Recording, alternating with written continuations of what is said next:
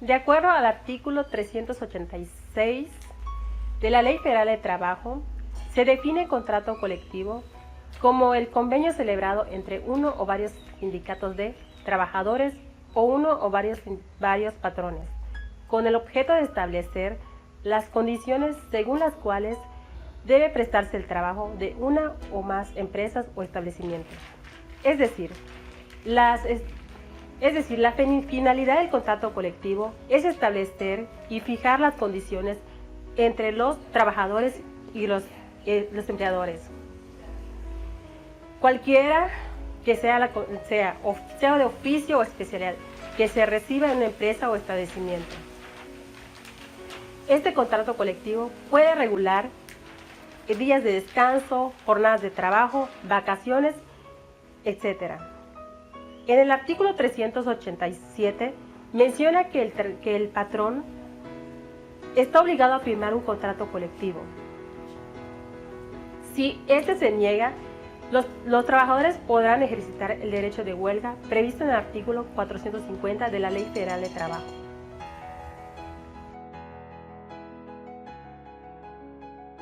Para seguir con el siguiente tema, esta vez hablaremos cómo se va a realizar el contrato colectivo, en este caso con los sindicatos.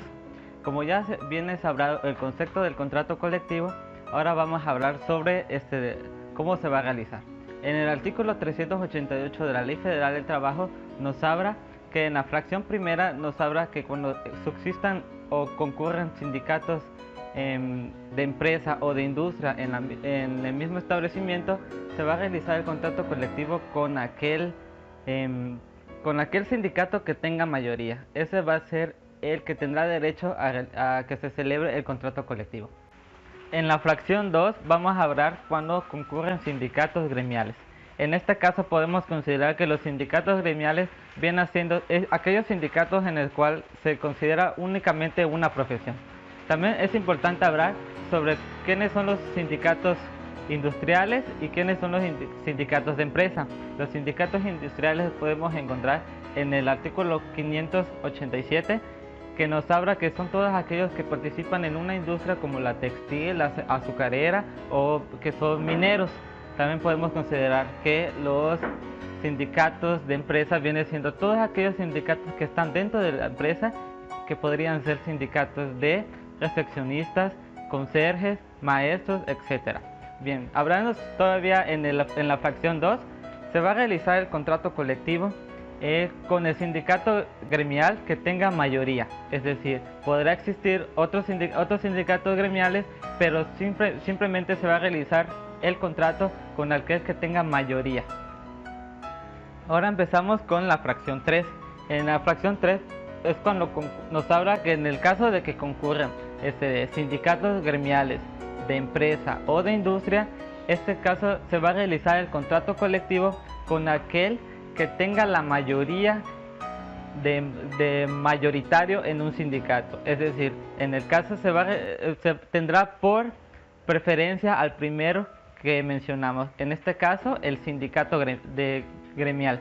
El sindicato gremial tendrá que tener un sindicato que tenga mayoría que el de industria y el de empresa. En este caso de que no lo tenga, se va a realizar el contrato colectivo con aquel que lo tenga.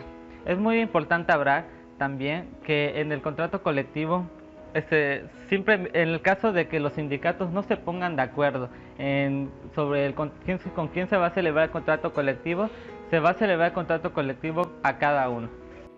En el siguiente artículo, que viene siendo el 389 de la Ley Federal de Trabajo, nos habla la pérdida de mayoría. ¿Qué nos quiere decir esto?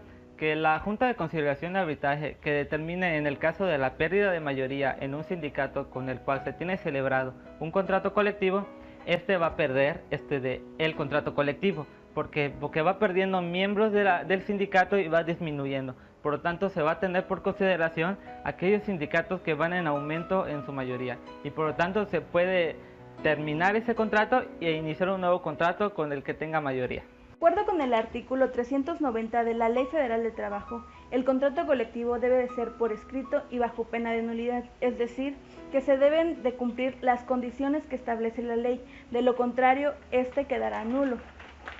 Debe de hacerse por triplicado para otorgarse a cada una de las partes. También se le debe de otorgar uno a la Junta de Conciliación y Arbitraje, ya sea de manera local o federal.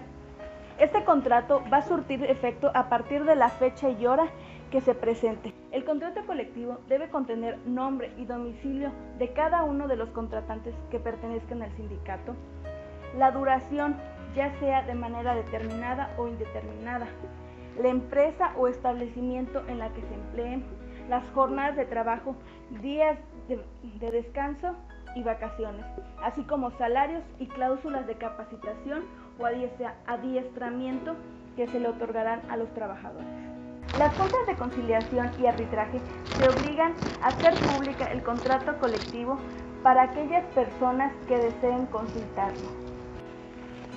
El artículo 393 de la Ley Federal del Trabajo nos dice que el contrato colectivo no producirá efectos al convenio que le falta la determinación de los salarios, y si faltan las estipulaciones sobre jornadas de trabajo, días de descanso y vacaciones, se aplicará lo que dice la Ley Federal del Trabajo. El contrato colectivo no podrán ponerse de acuerdo si las condiciones del contrato son menos favorables para los trabajadores que los contenidos en contratos vigentes en empresas o establecimientos. El artículo 395 nos dice que el patrón admitirá exclusivamente como trabajadores a quienes sean miembros del sindicato. Continuando con el tema, en el artículo 396 de la misma ley nos menciona que todo lo que se acordó en el contrato colectivo se extiende a todas las personas que trabajan en la empresa o establecimiento, aunque no sean miembros del sindicato, siempre y cuando el contrato no se señalen todo lo contrario dentro de sus cláusulas. Continuando con el tema, la revisión del contrato colectivo puede ser total o parcialmente, ya sea por tiempo determinado o indeterminado. Para solicitar la revisión del contrato, debe tomarse en cuenta que si es celebrado por un solo sindicato de trabajadores o un patrón, cualquiera de las partes podría solicitarlo. A diferencia que si es celebrado por varios sindicatos de trabajadores, se tomará en cuenta que la solicitud cuente con el 51% de sus miembros a favor de esta solicitud. De la misma manera, será cuando sean varios sindicatos de patrones. Continuando con el tema, en el artículo 399 de la Ley Federal del Trabajo se establece la solicitud de revisión del contrato colectivo que debe ser realizada por lo menos 60 días de anticipación de vencimiento, mismo cuando sea por tiempo determinado y menor de 2 años. Si tiene una duración mayor, se realizará antes de que cumpla 2 años. Este último también se debe aplicar por tiempo determinado y por obra determinada. Artículo 399 bis. Se establece el monto de salario de los trabajadores y cota diaria. Los contratos son revisables cada año, por lo menos 30 días de anticipación, a que se cumpla el año de su celebración, revisión o prórroga. Si las partes no solicitan la revisión del contrato colectivo, este se prorrogará por un periodo igual a su duración o por un tiempo determinado. Como último llegamos a la terminación del contrato colectivo. En este lo podemos encontrar en el artículo 401, el que nos habla los modos en que va a terminar el contrato colectivo. Fracción 1. En este nos habla por mutuo consentimiento. Es decir, en el contrato colectivo, como ya se habrá especificado por parte de ambas partes, la fecha determinada en la cual va a terminar el contrato colectivo. Fracción 2. Nos habla por terminación de la obra. En este caso es de que ya se haya cumplido el objetivo de cumplir el contrato colectivo, se dará por finalizado. Fracción 3. En este nos habla por cierre de empresa. Esto quiere decir que cuando el contrato colectivo llega a finalizar por cierre de empresa, este va a seguir surtiendo efectos para los trabajadores exclusivamente cuando el contrato colectivo haya sido del establecimiento. Cuando haya sido casos externos no se aplicará. El siguiente es el 402. El 402 nos habla sobre separación de patrón. Esto quiere decir, en el caso de que en el contrato colectivo el patrón se llegue a salir o llegue a, digamos, salirse del contrato colectivo, el contrato colectivo va a seguir surtiendo efectos para los trabajadores y el patrón va a seguir cumpliendo con aquellas obligaciones que todavía tiene que encargarse. Por lo tanto, si llega a venir un nuevo patrón, podrá formar parte del nuevo contrato colectivo, pero el contrato colectivo no cambia. Artículo 403. En el artículo 403 nos habla en el caso de que se llegue a disolver el sindicato.